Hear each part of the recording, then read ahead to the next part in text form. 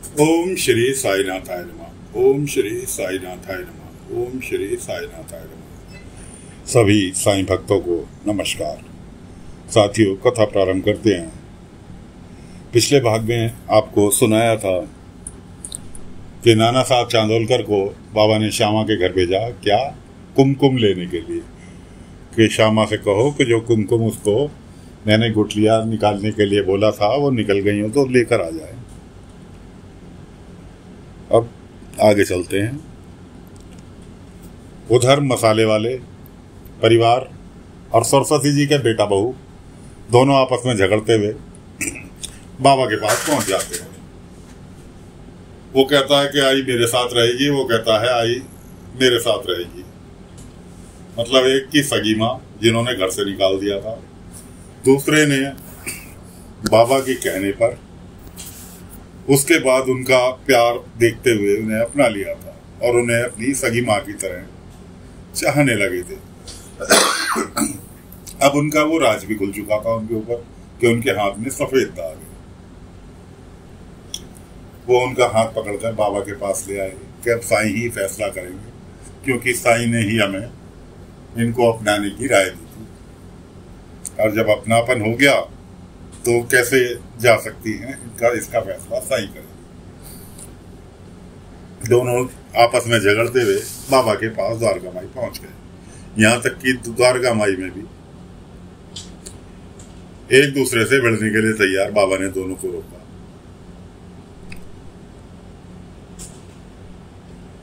और कहा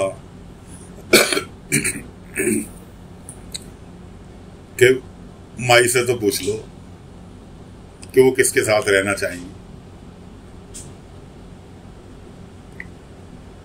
कोई बात नहीं जी, माई से पूछा गया। माई बेचारी असमंजस में कि किसका कहने कि बेटा ले जाने के लिए आया है जिसने घर से धुतकार के निकाल दिया था, जिसकी वजह से निकलना, घर छोड़ना पड़ा था। छोटी बच्ची बेला जो थी, मसाले वाले की लड़की, वो उनसे जाके चिपट गई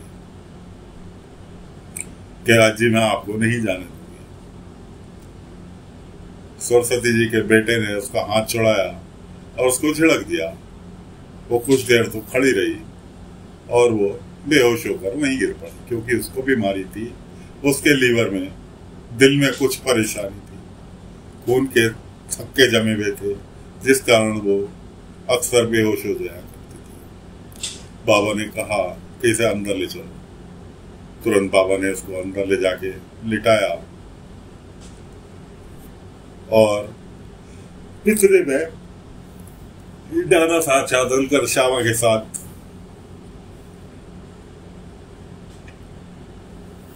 प्रवेश करे द्वारका माई में कुमकुम के साथ।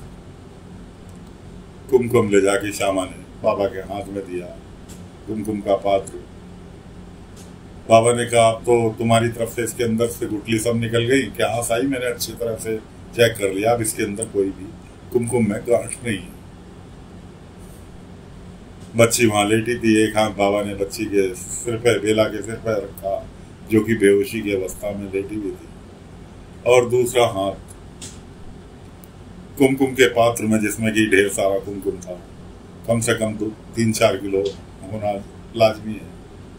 क्या क्या के बाबा ने कुमकुम मंगाया था कि अगले महीने देवी की पूजा है, उसमें कुमकुम का इस्तेमाल होगा, प्रसाद के रूप में बांटेगा। अब बाबा ने उस कुमकुम के पात्र में हाथ घुमाना चालू किया और उसमें से एक गुठली निकाल ली, जो कि सिलावी के रूप में पड़ी हुई थी। वो गांठ बाबा ने उसमें से निकाल ली। उस गांठ को निकाल के श्यामा को दिखाया। इधर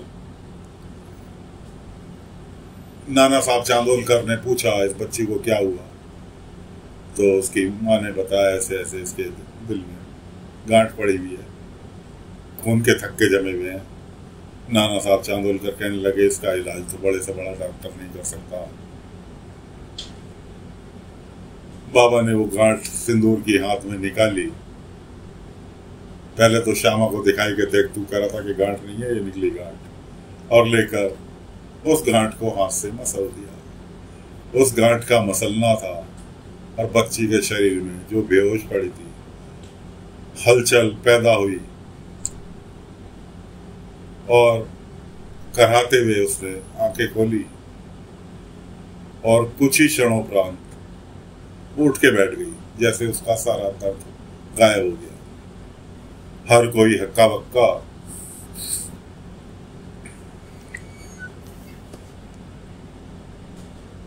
बाबा ने उसके दिल में जो गांठ पड़ी हुई थी, खून का थक्का जमा हुआ था, उसको सिंदूरी रूपी गुठली के रूप में तोड़ के चूर चूर कर दिया। और वो खून जिस प्रकार दिल के अंदर सर्कुलेशन में रहता है बरकरार कर दिया। बच्ची उठ खड़ी हुई और जाके फिर वापस सरस्वती जी से चिपक गई। अज्जी, मैं तुम्हें कहीं नहीं जाने दूंगी। अब सरस्वती जी का जो बेटा था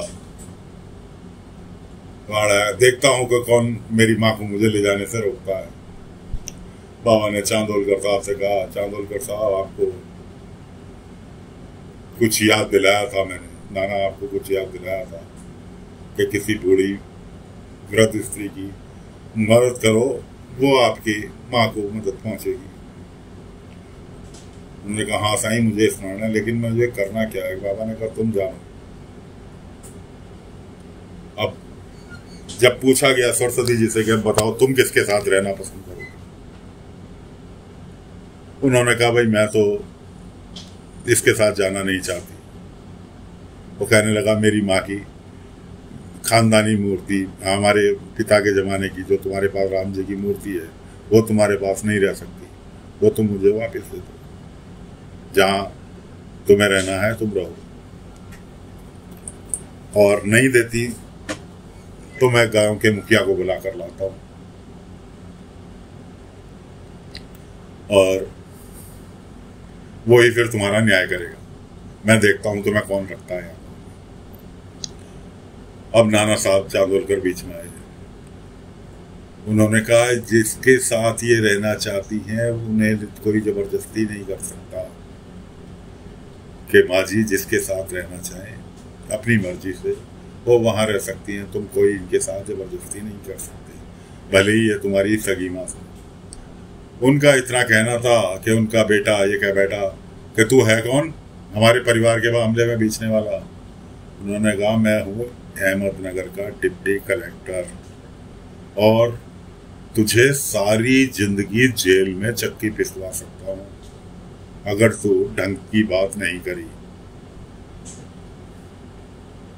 समझ गया कि मैं कौन हूं, कि मैं हूं अहमदनगर का डिप्टी कलेक्टर और अपने अधिकार अनुसार मैं यहाँ की गांव, तेरे गांव से लेकर अहमद नगर तक की सारी सरकारी ताकत तुझ पर लगा दूंगा तुझे अंदर कराने में। इसलिए जो उचित है वो कर। तो वो आया कि जी अच्छा ठीक है, कोई बात नहीं, ये जहाँ मर्जी रहे। ये राम जी की जो मूर्ति है इनके पास है, वो हमारी खानदानी मूर्ति है, वो इनके साथ लिया, इसलिए हमारे घर का सुख सुविधा सारी चली गई। अब सरस्वती जी की बारी थी। उन्होंने वो मूर्ति पकड़ रखी थी हाथ में। उन्होंने कहा, ले बेटा तू इस मूर्ति के साथ रहे, मैंने तुझे माफ किया, तू खुश रहे, लेकिन मैं तेरे साथ जाना पसंद नहीं करूंगा। अब जब उसके हाथ में मूर्ति दे दी तो उसे फिर अफसोस हुआ। उन्होंने कहा, ये तो मेरी ये भी चाल फेल हो गई कि माँ तो अब भी मेरे साथ जाने के लिए तैयार नहीं है। अब बाबा खड़े पे आराम से तमाशा देख रहे, चांदोलकर जी भी तमाशा देख रहे। उन्होंने उसकी सरस्वती जी ने अपने बेटे से कहा, मैंने जा तुझे माफ किया, मूर्ति भी ले जा, तू भी जा। अब वो रोने गिड़गिड़ाने लगा, नहीं आई हमारे साथ चलो। बाबा ने कहा, साथ तो ले जा, लेकिन एक अभी चीज बाकी रह गई। बाबा गए, एक छोटी से मिट्टी के पात्र में कुछ उन्होंने औषधि बना के रखी हुई थी, वो लाकर कहने लगे, ये इनके हाथ के दाग, सफेद दाग की औषधि है, लेकिन शर्त यह है कि ये औषधि इनकी पोती ही इन्हें लगा सकती है, तब इनके हाथ का ये रोग दूर होगा, वरना सब काम होने के बावजूद भी ये अपनी आत्मग्लानि से भरी रहेंगी और कभी खुश नहीं रह पाएंगी। अब बारी आई कि लो तुम लेके जाओ अपनी बेटी से लगवा देना। और उसके दोनों पति पत्नी की हवा खराब कि साईं कहीं छोटी बच्ची के इनका रोग लग गया तो।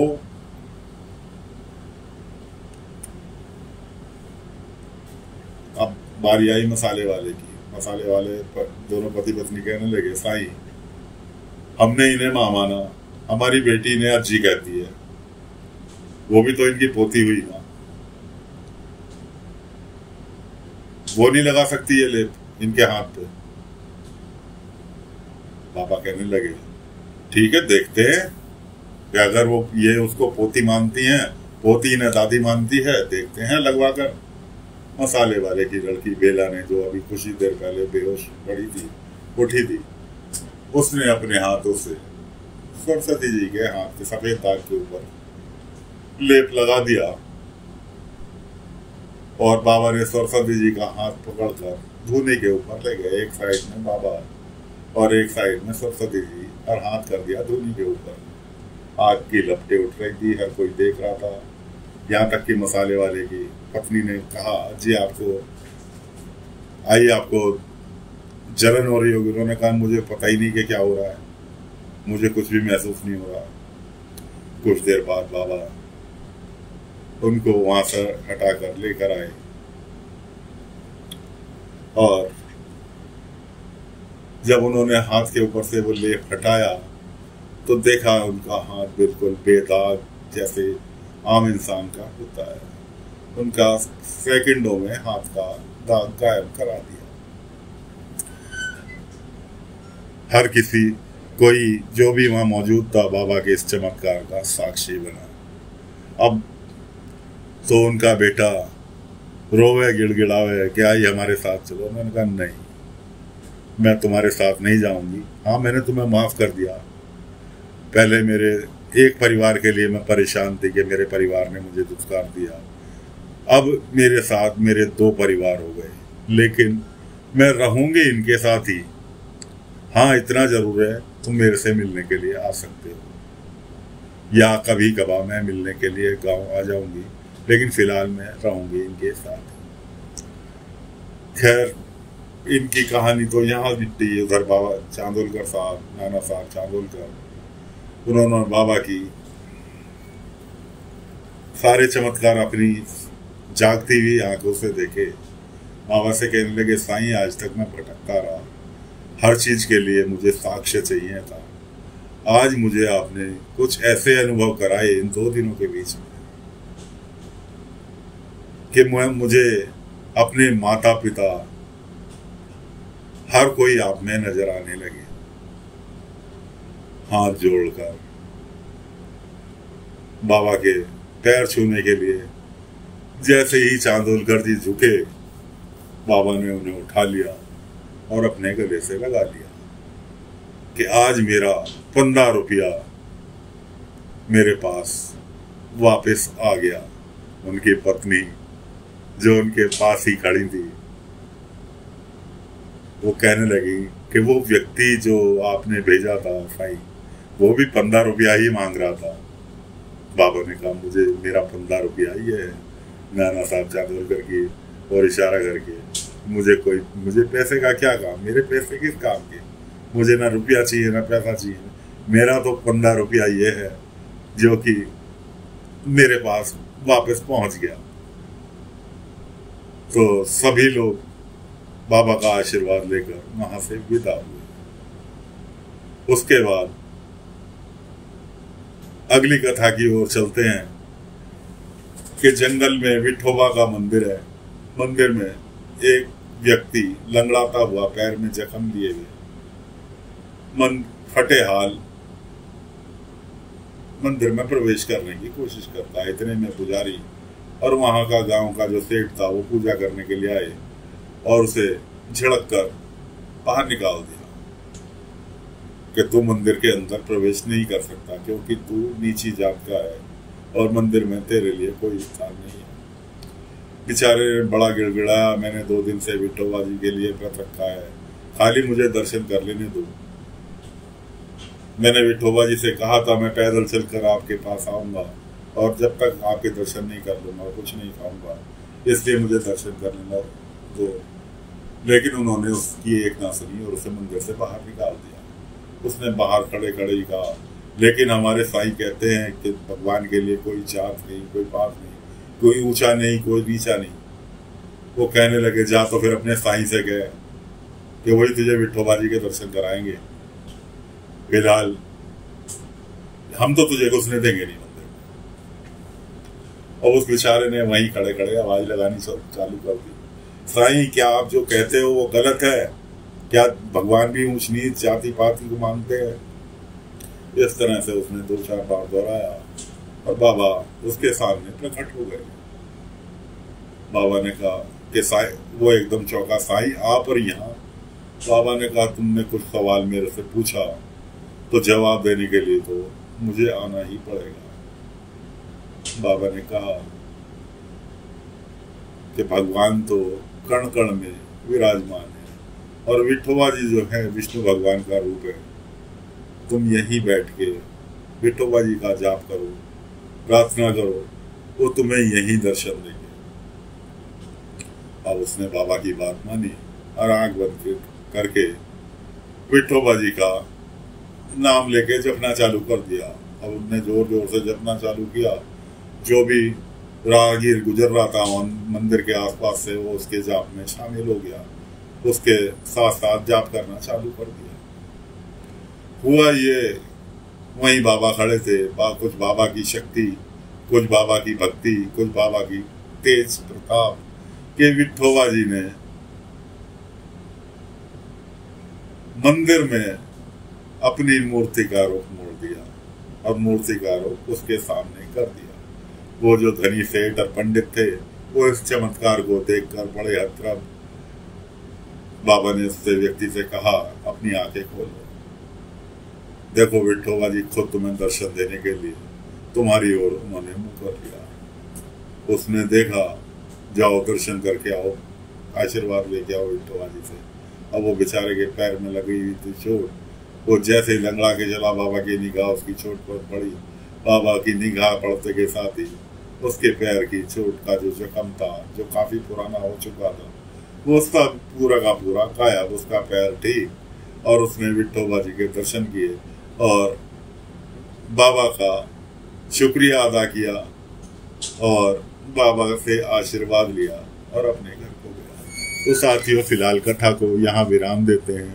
अगले अंक में आगे की कथा लेकर फिर हाजिर होंगे। तब तक के लिए आज्ञा दीजिए। ओम साई राम, ओम साई राम, ओम साई राम।